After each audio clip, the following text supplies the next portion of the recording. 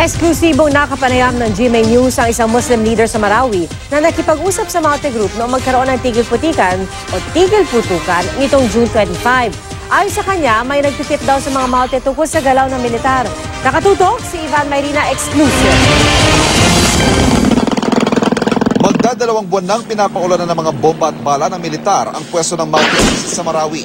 Pero hanggang ngayon, nasa hanggang 70 pa raw ang terorista at hindi maubos-ubos. Isa si Agha Khan Sharif, kilalang Muslim leader sa Marawi, sa mga kumausap sa mga magkakapatid na Maute nitong June 25 na magkaroon ng ilang oras sa tigil putukan. Tingin ni Sharif, hindi agad matatapos ang bakbakan. May mga nagtitimbre raw kasing sympathizer ang Maute Group sa galaw ng militar, lalo na sa mga ginagawang airstrike. Tuwing may nakatek sa kanila, darating yung aeroplano, tapos sila sa mga inbornal or naghiwa-hiwalay sila.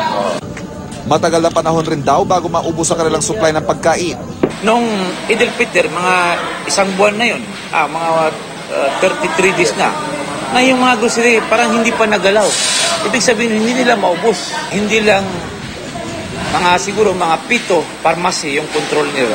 Nanindigan ng militar na malaking tulong ang airstrike sa ground troops at hindi ito itinigil sa kabila ng 2 beses na friendly fire incident o yung mismong kabaro nila ang tinamaan. Tingin ni Sharif, hindi lang military offensive ang makakatapos sa krisis sa Marawi. Sabi niya, Abdullah, kung gusto ng presidente, patayin kami, ubusin na niya yung pwersa niya. Pero kung gusto ninyong umalis kami dyan, sabi ni Abdullah, ipamagitan niyo ang Imailib. Yun ang last na sinabi niya. Papuntahin lang ng Imailib dito, alis kami. Pero si Pangulong Rodrigo Duterte hindi raw bukas sa anumang negosasyon sa Maute. We respect their opinions. However, ang sabi ko nga, ang goal namin dito is neutralize the local terrorist group. 73 pwersa na ng gobyerno ang namatay sa nakalipas sa 54 na araw ng krisis, habang 406 na ang napapatay sa mga kalaban ayon sa Joint Task Force Marawi. Mula sa Marawi, Ivan Mayrina, Nakatutok, 24 Oras.